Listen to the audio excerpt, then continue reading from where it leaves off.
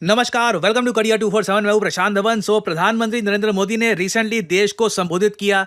8 बजे इनका स्पीच आया। पर्सनली आप अगर मुझसे पूछे, मुझे लग रहा था कि काफी नॉर्मल सा स्पीच होगा, but prime minister Narendra Modi did not hesitate. 0% hesitation के साथ इन्होंने बोलना यहां पर स्टार्ट किया और इतनी इंपॉर्टेंट बातें बोलती हैं जिससे इंडिया पाकिस्तान के रिलेशंस हमेशा के लिए बदल जाएंगे। सबसे बड़ी बात प्रधानमंत्री नरेंद्र मोदी ने यह बोली है कि अब इंडिया आतंकवादियों और पाकिस्तान की गवर्नमेंट को अलग अलग नहीं देखेगा। जो पाकिस्तान में आतंकवादी हमने मारे हैं एयर स्ट्राइक्स में, उसके बाद जो इनका फ्यूनरल हुआ वहां पर जैसे पाकिस्तान की गवर्नमेंट के लोग, इनकी आईएसआई के लोग खड़े थे, इससे अब दुनिया के सामने क्रिस्टल क्लियर हो जाता है कि पाकिस्तान की मिलिट्री एस्टैब्लिशमेंट, इनकी सरकार, आतंकवादी सब आपस में मिलकर काम करते हैं। बेसिकली सब लोग एक सिंगल एंटिटी ही हैं।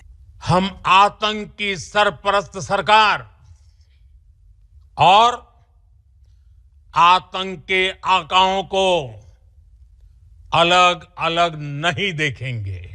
नाउ यहां पे पीएम मोदी ने बोल तो दिया कि अब हम आतंकवादियों और स्पॉन्सरिंग कंट्री के बीच में डिफरेंशिएट नहीं करेंगे। तो इसका मतलब क्या है? क्या हम यूएसए की पॉलिसी अपनाएंगे? क्योंकि यूएस ने तो क्या किया था, यूएस ने ईरान के जो रेवोल्यूशनरी गार्ड्स हैं, जो इनकी सरकार के अंडर ही काम करते हैं, उनको आतंकवादी संगठन डिक्लेयर किया था। क्या भारत ऐसा कुछ करेगा? क्योंकि अनलेस हम वो नहीं करते तो कुछ ग्राउंड पे कुछ बदलेगा नहीं। या तो आप पाकिस्तान की मिलिट्री को कुछ दर्जा दो, या तो आतंकवादी या फिर आतंकवाद को सपोर्ट करने वाले लोग, कुछ एक आपको बनाना पड़ेगा उनके लिए टेम्पलेट, तभी कुछ इम्पैक्ट आएगा इसका। तभी आप कल को यूएन में, बाकी जगह ये इशू रेज कर सकते हो और ये काफी मुश्किल होगा। बट मेरे हिसाब से सबसे बड़ा पॉलिसी चेंज यही है। और मैं यहां पर सही में पॉलिसी चेंज ही कहूंगा। जो ऑपरेशन सिंदूर है ना, ये सिर्फ कोई मिलिट्री ऑपरेशन नहीं है। इस ऑपरेशन ने भारत की पॉलिसी को ऑल टुगेदर चेंज कर दिया है। जैसे फॉर एग्जांपल डिसाइसिव रिटेलिएशन, अब ये बन चुका है न्यू नॉर्मल। ये जो दो शब्द है ना, इन पे ध्यान दीजिएगा। न्यू नॉर्मल के पहले जो चीज नॉर्मल हुआ करती थी ना, कि जी ठीक है, आतंकवादियों ने हमला कर दिया, हमने डिप्लोमेटिकली उसका विरोध किया, ठीक है, सर्जिकल स्ट्राइक हो गया पीओके में कहीं पर। अब न्यू नॉर्मल क्या है? पाकिस्तान के अंदर जहां भी आतंकवादी होंगे, जहां भी इनके टेरर कैंप्स होंगे, इनको वहां पर घुस के मारा जाएगा। This is the new normal. Any terrorist attack on India will be met with a strong and resolute response. India will retaliate on its own term, targeting terror hubs at their roots. At their roots का simply मतलब यही है, पाकिस्तान की धरती पर अब आतंकवादियों को प्रॉपरली टारगेट करके मारा जाएगा। और साथ ही साथ पीएम मोदी ने एक बहुत इंपॉर्टेंट बात बोली है कि कोई भी न्यूक्लियर ब्लैकमेल मैं नहीं सहूंगा। मैंने इस टॉपिक पर वीडियो भी करी थी अपलोड कि क्या पाकिस्तान में कुछ एक न्यूक्लियर एंगल है सीज फायर को लेकर, क्या कहीं से कुछ न्यूक्लियर वॉर की धमकी आई थी या फिर कुछ एक न्यूक्लियर इवेंट हुआ था पाकिस्तान में। अब पीएम मोदी ने भी इस बार साफ साफ कह दिया है, बस अब और नहीं, और न्यूक्लियर ब्लैकमेल हम नहीं सहेंगे। क्योंकि आप जानते हैं, मैं जानता हूं, मान लीजिए कल को भगवान ना करे पाकिस्तान की तरफ से फिर से कोई आतंकवादी हमला होता है, इंडिया रिटेलिएट करता है, पाकिस्तान फिर से बोल देता है कि न्यूक्लियर वेपन, या इस बार की तरह जैसे लीक का बता रहे हैं, कोई रेडियो एक्टिव लीक हो गया, तब क्या होगा? तो पीएम मोदी ने कैटेगोरिकली यहां पे बोल दिया है, अब कोई टॉलरेंस नहीं होगी न्यूक्लियर ब्लैकमेल को लेकर। India will not be intimidated bye nuclear threats. याद रखिएगा, ये एक न्यू नॉर्मल है। कोई भी न्यूक्लियर ब्लैकमेल भारत नहीं सहेगा। न्यूक्लियर ब्लैकमेल की आड़ में पनप रहे आतंकी ठिकानों पर भारत सटीक और निर्णायक प्रहार करेगा। ना ये बात देखिए, सुनकर काफी जोश मिलता है कि अब भारत न्यूक्लियर ब्लैकमेल से पीछे नहीं हटने वाला। बट व्हाट इफ साल चल रहा है 2030 के आसपास, फिर से भारत एयर स्ट्राइक्स कर रहा है पाकिस्तान पर। पाकिस्तान का प्रधानमंत्री उस वक्त, I don't know, Shoaib Akhtar है या पता नहीं जो। वो कहता है कि हम न्यूक्लियर वेपन यूज कर देंगे। यूएस, यूरोप सब आ जाते हैं कि न्यूक्लियर वॉर नहीं चाहिए, न्यूक्लियर वॉर नहीं चाहिए, इससे प्लैनेट पे इम्पैक्ट आएगा, इससे कई लोग मारे जाएंगे। What will we do then? देखिए, मेरा मानना है कि पाकिस्तान के न्यूक्लियर ब्लैकमेल को बिल्कुल रिजेक्ट करने के अलावा we need to have a Pakistan denuclearisation policy. इस पर एक कुछ हमें प्लान बनाना होगा। ऑब्वियसली एक बार को यहाँ पे आप कहोगे पाकिस्तान के न्यूक्लियर वेपन्स कम करना, ये कैसे होगा? देखिए, मेरा मानना है धीरे धीरे हम अपने गोल की तरफ बढ़ सकते हैं। पहली बात आपको ये नोट करनी होगी, न्यूक्लियर वेपन्स जब आप रखते हैं देश में तो खर्चा आता है उनकी मेंटेनेंस का और उनको स्टोर करके रखने का। पाकिस्तान में एस्टिमेट किया जाता है $2 बिलियन हर साल ये लोग खर्चते हैं अपने न्यूक्लियर वेपन्स पर। फिर आप अगर हेल्थ और एनवायरमेंटल कॉस्ट अगर यहाँ पे डाल दो तो ये कॉस्ट इनडायरेक्टली काफी ज़्यादा बढ़ भी जाती है। तो मेरा मानना ये है, एंश्योर करो पाकिस्तान की सरकार के पास पैसा ना जाए।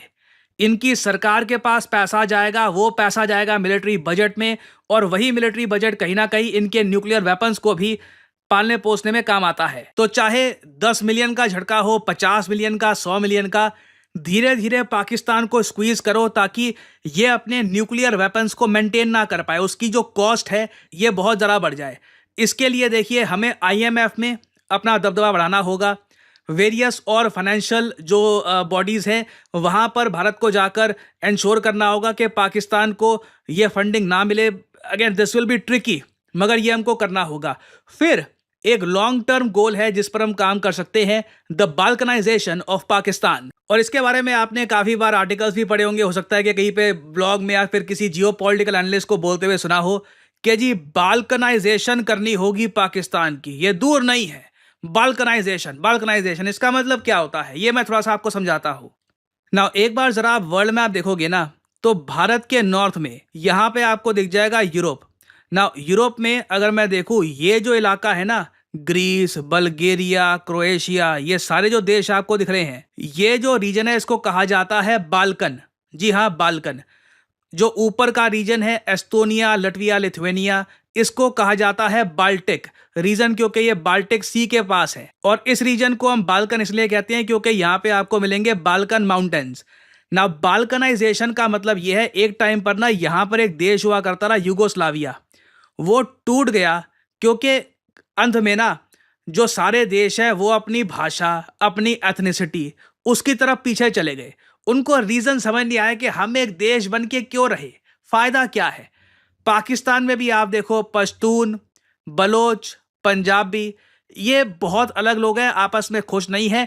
तो हमें भी धीरे धीरे पाकिस्तान की जो बाल्कनाइजेशन है इसको प्रमोट करना होगा। इसके लिए लिटरली मैं देख रहा था बलूचिस्तान लिबरेशन आर्मी ने रिसेंटली खुलकर बोल दिया कि हमें सपोर्ट चाहिए। अगर हमको सपोर्ट मिलती है तो हम बिल्कुल बलूचिस्तान को अलग करवा कर रखेंगे पाकिस्तान से। तो आई थिंक जो बाल्कनाइजेशन इस रीजन की हुई थी, अब ये सारे अलग अलग देश बन के हैं, ये हमको करना होगा। उससे ना हम एक दुनिया के सामने केस रख सकते हैं कि देखिए पाकिस्तान में बाल्कनाइजेशन बहुत करीब है, तो इनके न्यूक्लियर वेपन्स का हम क्या करें। उस केस में ऑब्वियसली हम US के साथ, यूरोप के साथ, बाकी कंट्रीज के साथ प्लान बना सकते हैं कि कब हम आके स्वीप इन करके पाकिस्तान के न्यूक्लियर वेपन्स अलग कर सकते हैं इनकी स्टेट से।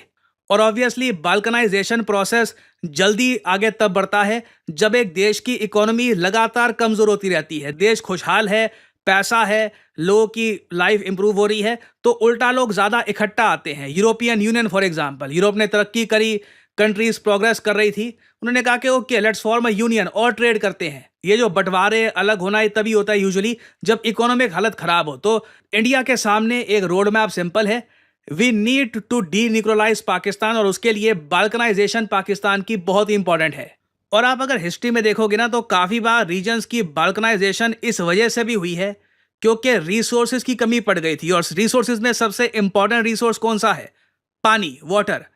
PM मोदी ने यह भी क्लियर कर दिया है, पानी और खून एक साथ नहीं बह सकते। ऐसा नहीं है कि तुम हमारा खून बहाओगे और बदले में यहां से पानी जाता रहेगा। तो क्लियर इंडिकेशन है पाकिस्तान के पानी की सप्लाई में कटौती होने वाली है।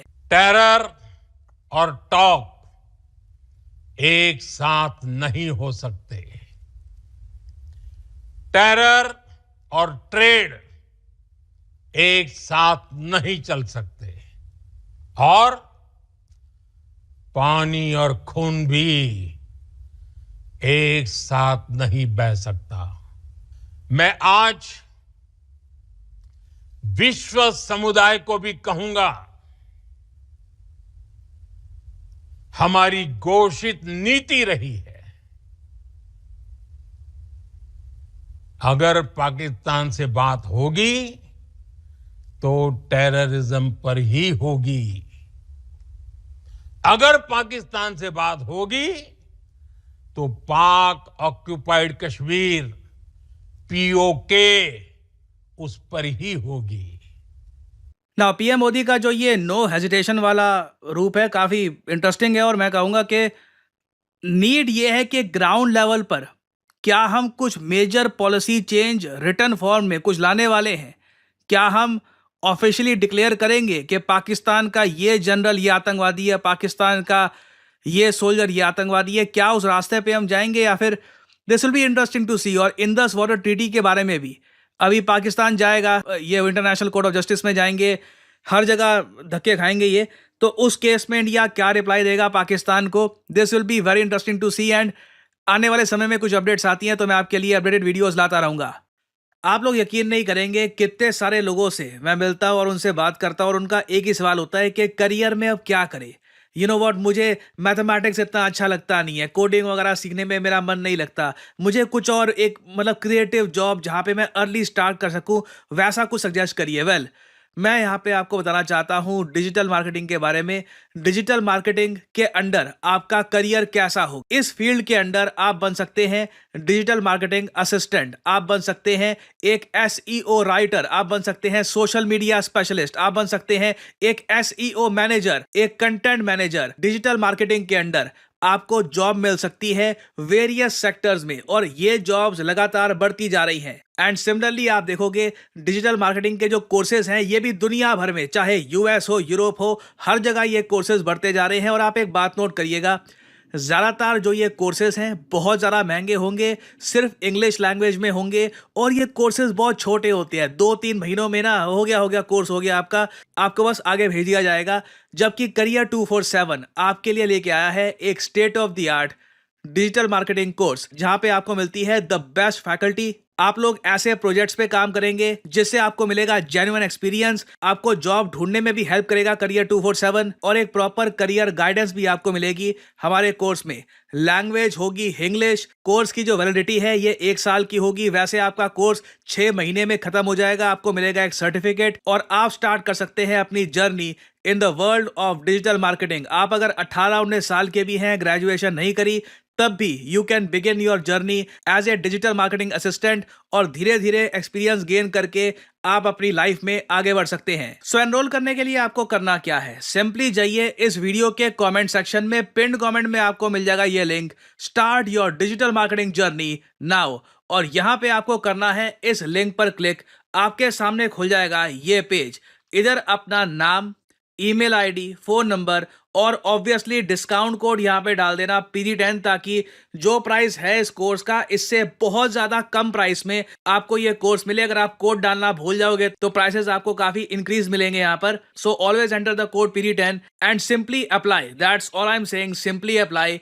करियर 247 की तरफ से कंसल्टेंट आपको कॉल करेंगे, आप बात कर सकते हैं, जानकारी और ज्यादा प्राप्त कर सकते हैं और आप स्टार्ट कर सकते हैं अपनी journey in the world of digital marketing. और याद रखिएगा, this is not just digital marketing, this is digital marketing with generative AI. So इसी नोट के साथ यह वीडियो का अंत। Thank you for listening and as I always say, may the gods watch over you.